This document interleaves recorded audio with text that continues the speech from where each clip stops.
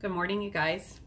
So Amy mentioned me doing this, so I figured before my day gets completely crazy, I will jump in here and talk to you for a few minutes about why you should not quit. As a lot of you guys know, I took a couple of months off, and yet I have a stocking cap on because it was cold this morning, and I went for a walk outside in the 38-degree weather, which is just dumb, but now my hair is hat hair, so that's why I have on a stocking cap in my house. So anyway, I quit, not quit, but took a break. And I want to talk to you about why, and why a lot of people stop and what it does to your business and why you should not. First of all, I wanted to kind of touch on why I quit working my business for a couple of months. I am a red personality type. Dr. Stevie always talks about the color code personalities and everything. I am a full-on red, strong red, that is me. And so for me personally, there was several things that played into why I quit building for a while, and I kind of pulled off of everything, and why it was such a snowball in the wrong direction. So a lot of times Amy talks about how it's like a train or a snowball or whatever, and you're pushing your business up a mountain, right? So let's imagine making a snowball. It's still winter. So you're, pushing yourself up the mountain with the snowball. You're pushing and it's growing and growing, right? But it's getting harder and harder and harder to get that snowball to the top of the mountain because it's getting heavier and it takes more work as you get, closer to the top. But think about it. Once you get to the top and you push that snowball over the edge, it's like free sailing, right? But what happens when you're pushing that snowball up the mountain and you decide, you know what, this is too hard. Or maybe you start taking your eyes off of the top of the mountain, which is your goal, and instead you start looking to the left and to the right. And this was me. I'm just going to be completely honest with you guys, very transparent, but I was frustrated because I got started right after Amy got started in Viseo. And so I was super frustrated with where I was because I know what I'm capable of, and some self-evaluation also would say that, yes, I've worked hard, but there's definitely things that I have not done to build my business, to the right strength that I wanted it to. But I'm looking around at these other people that have come in after me and are winning trips to Cabo and, hitting all these goals. And I start mumbling to myself, well, if I had just started this year, I could have had 40 people in, but mine are spread out over, 2 years time, or 18 months, 16 months, whatever. You get the picture. I'm actually approaching my 2-year anniversary with Viseo, but you start looking to the left and to the right. And so instead of looking at the top of the mountain, which is your goal, your personal goal, which we all reach at different speeds, because maybe as you're pushing your snowball up the mountain, your shoe comes untied, and so you have to kind of brace yourself and tie your shoe, and then you keep pushing again, right? Maybe a friend comes along and joins you in business, and the snowball starts going faster up the mountain, and that gives you that momentum that you're really, you want to see that, right? I've recruited, I don't even know, 40 people, something like that in the business, have a huge team, but I only have a couple or 3 people that are actually running with me. And guess what happened when I started pulling back? So did they. So, when you quit, there's just this whole domino effect that happens. And, when you quit pushing on that snowball and it's gotten to that heaviness and you kind of take your hands off of it for a minute, it comes rolling back down the mountain and usually crashes at the bottom. If you've ever, thrown a big snowball, it comes apart, when it hits the bottom, and then you have to start all over again. And so, I quit pushing the snowball up the mountain. I quit working my business back in November, made a lot of excuses. And, my kids were home, my college kids were home. And I was really frustrated with social media, which is where I have built 99% of my business is through social media. And I was frustrated with it because every time I got on there, grown adults were fighting over the election and over the virus and over everything. And I was just sick of it. And so, I stopped. I got off of Facebook and I stopped looking on Instagram. I think I even uninstalled it from my phone. Like, I stopped. And it's, but why did I stop? Kind of go back. I was frustrated, but why was I frustrated? Because I was not looking at my goal. I was looking to the left and to the right and seeing other people hit goals that I wanted to hit. And being my personality type, I was jealous. I'm just going to be honest. I was jealous because they were hitting their goals. And here I am, supposedly some sort of leader in this company, and nobody even knows who I am.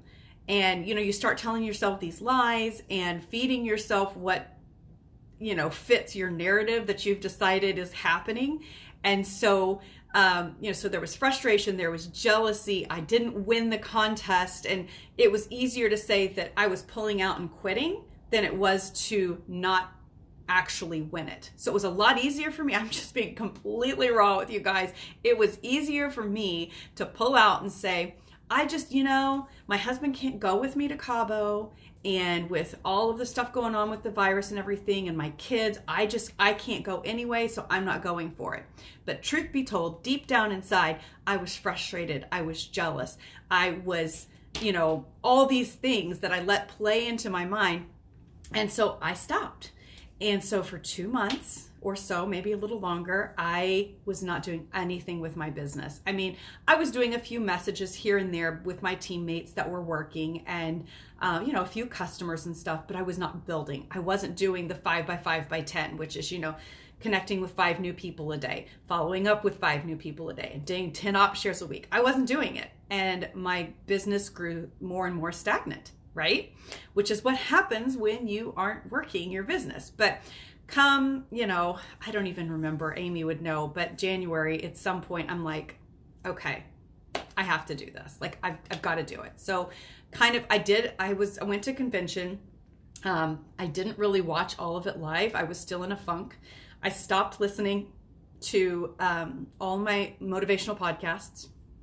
I stopped the gratitudes in the mornings. I stopped all that stuff. Like, during that 2 months, not only did I stop working my business, but I stopped pouring into me. And I kind of became this miserable, very depressed, I don't even know. It was not good. And so it's kind of interesting how when you're building your business, you can have this amazing snowball effect, right? As you're growing your team and you're helping everybody.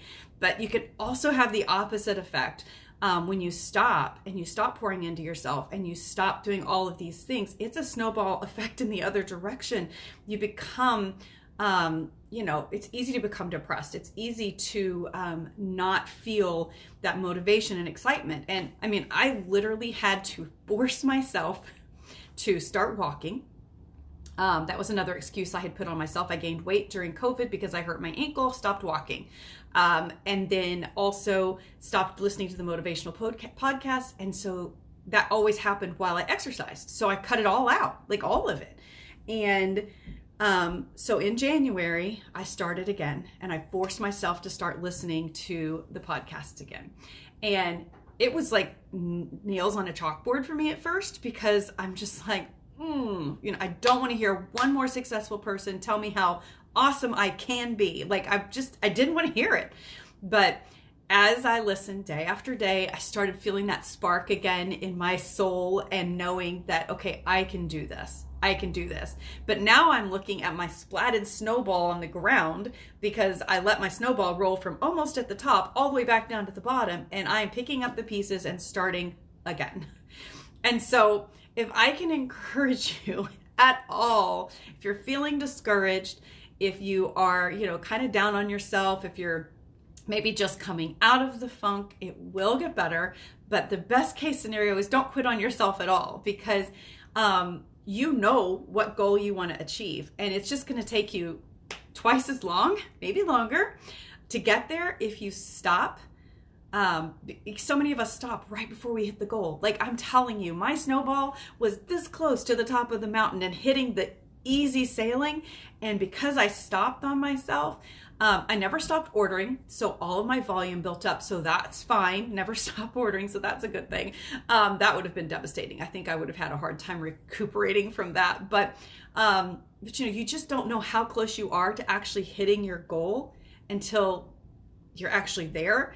But now in hindsight, I'm like, crap, I quit on myself that close to the goal, and now I'm starting again.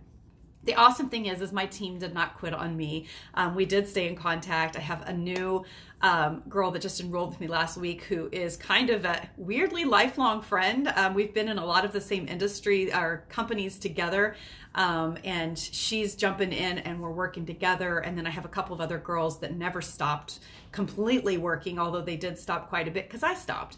But we're all joining hands and we're going together for this goal, and I am excited.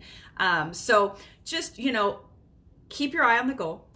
Don't stop, because it's only going to make it harder to start again. And this is kind of a weird analogy, but I'll share it just because of our work in all of the years of ministry. When you're counseling, you know, a couple who's considering divorce, you know, and you tell them, look, you have problems that you need to work through, right? But guess what? If you get divorced and get remarried, it's going to be that much harder to work through those problems the next time around. And it's not as sticky. And then the third time, it's even less sticky. And so the same thing is with business. Every time you stop and start, it's, you know, it's harder and harder to get yourself going again. And so, you know, stick with it, even if it's tough, even if, you know, even if you're like, feeling like, okay, I don't even know how to get started again. Start listening to force yourself, start listening to motivational podcasts, get on the team huddles. You guys, I even stopped going to team huddles, and I didn't even know I was missed, to be honest with you. I didn't know I was missed, but I can tell you this, my little message box on Facebook started popping up. It was like a God thing. It was such a, I know I've gone long on here, but different girls from our team started messaging me randomly. And I don't know if Amy said something to them. I don't think she did. But like out of the blue, different ones would pop into my message box and say, hey, how are you? Are you okay? Where have you been? That sort of a message. I miss seeing your face, whatever. Started popping in there. And I was like, okay, I am missed. And it made my heart feel good. It kind of was part of that restart process for me. So don't underestimate the value of our team huddles, of this community, because I am telling you, after having been in multiple companies, this is the absolute best. Like, you have hit gold with this group, with this community, with this company, with the leadership, all of it. So stick with it. Don't quit on yourself. It's only going to be harder to restart. If you have quit on yourself, message me and I'll give you some little pointers of what I did to help me get going again. I'm definitely no guru of any sorts, but I hope that what I've said helps somebody out there that is struggling a little bit. You can do it. And I hope you guys have an amazing, amazing Saturday, because we still have Saturday, Sunday, Monday, 3 days left of our week. We're just over the hump. So there's plenty of time to hit your goals and, make your lists, get your contacts out there, and have an amazing weekend. All right. I love y'all. Talk to you soon.